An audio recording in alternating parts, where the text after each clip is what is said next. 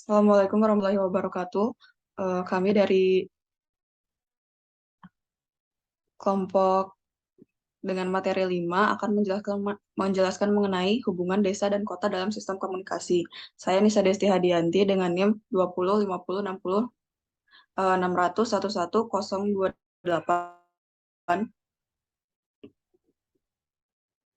Saya Kalista Fortuna dari dengan NIM 20 50 60 60 711 001.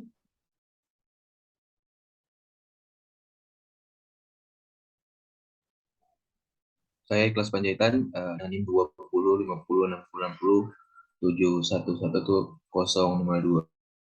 Dan saya Putra Winanda Kapudena dengan NIM 20 50 60 60 11 043.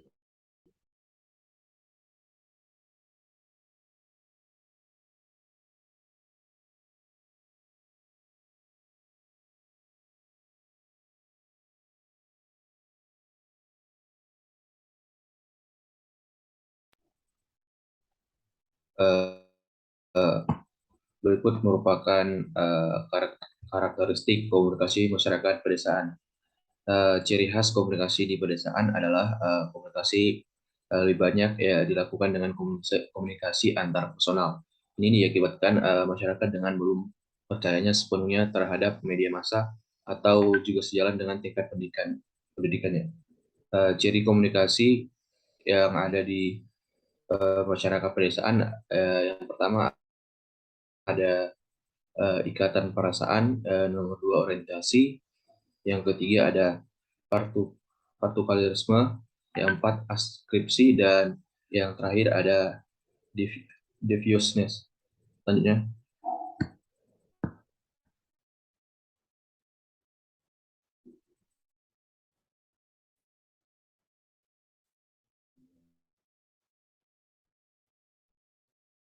Selanjutnya, ada media komunikasi masyarakat pedesaan.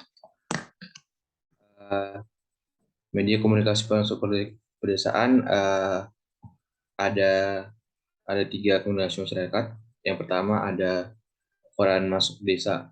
Berbeda dengan koran pada umumnya. Koran masuk desa merupakan hal-hal yang berhubungan dengan pembaruan agar ditiru masyarakat. Selanjutnya untuk yang media rakyat adalah media yang bertumpu pada landasan yang lebih luas dari kebutuhan semua halayak. Dan yang terakhir, media tradisional adalah alat komunikasi yang sudah lama dipergunakan sebelum teknologi komunikasi modern masuk, seperti nyanyian rakyat dan alat bukunya.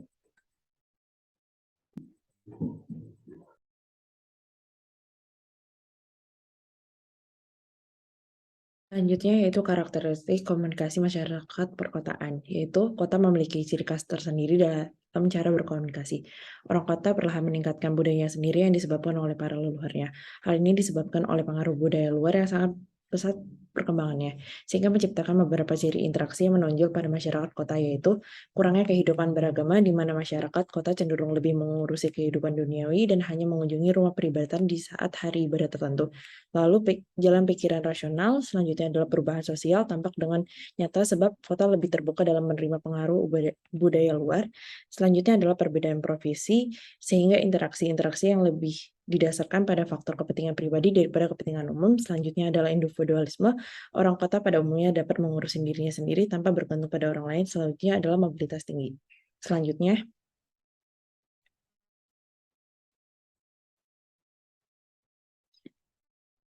media komunikasi masyarakat perkotaan. Segala fasilitas di daerah perkotaan sangat mencukupi untuk memperoleh informasi pun juga sangat mudah.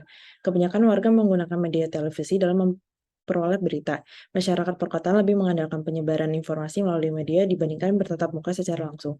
Misalnya pada saat ada kegiatan keagamaan, kegiatan sosial masyarakat, kota cenderung menggunakan media massa.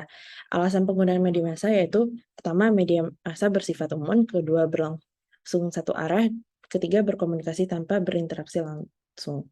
Selanjutnya,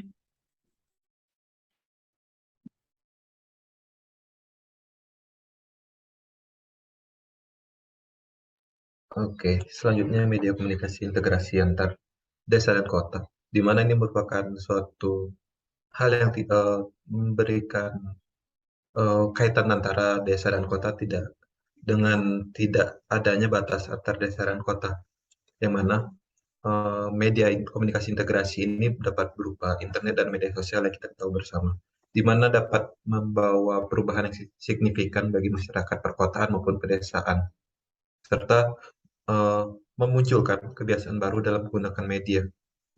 Masyarakat yang sebelumnya hanya menjadi konsumen pasif, namun kini bisa berubah menjadi produsen hingga konsumen media aktif.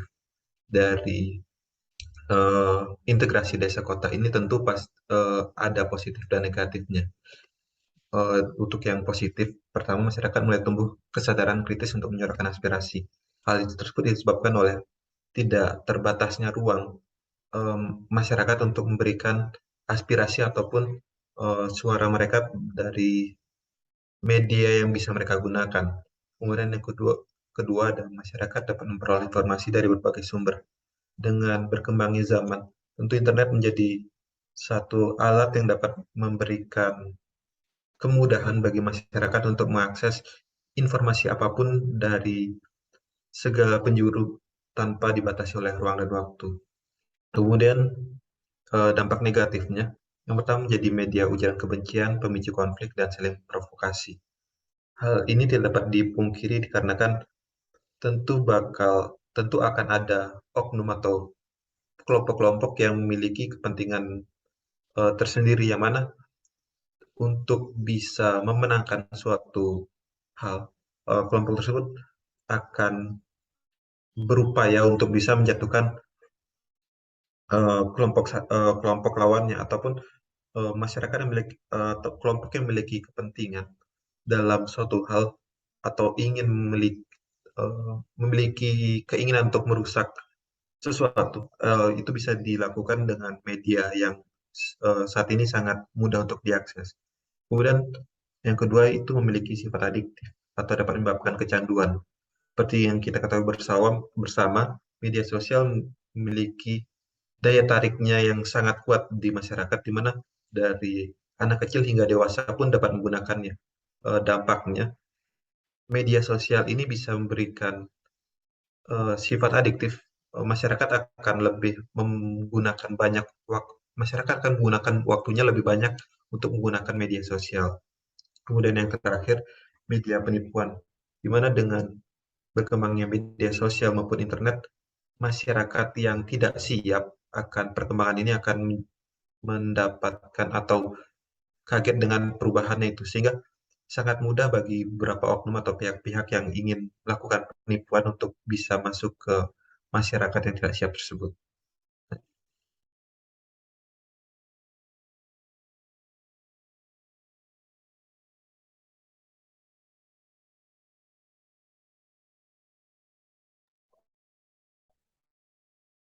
Lalu yang terakhir adalah studi kasus mengenai komunikasi antara desa dan kota. Dengan perkembangan internet tadi, komunikasinya itu ada di makin berkembangnya pelayanan masyarakat secara dan juga antara pemerintah pusat dengan pemerintah desa ataupun pemerintah dengan masyarakat. Berikut contohnya, ada website pelayanan administrasi untuk pengajuan data seperti akta kelahiran, akta kematian, KTP, ataupun surat pindah keluar dan kedatangan, dan juga ada musrenbang online yang menjadi inovasi untuk memenuhi kebutuhan akan komunikasi antara desa dan kota. Dengan inovasi-inovasi tersebut, komunikasi antara desa dan kota itu tidak perlu melakukan perjalanan jauh dan hanya dengan melalui internet saja.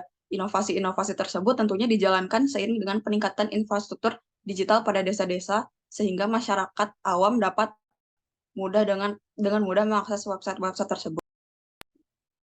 Cukup sekian presentasi dari kami. Mohon maaf bila ada kesalahan. Wassalamualaikum warahmatullahi wabarakatuh.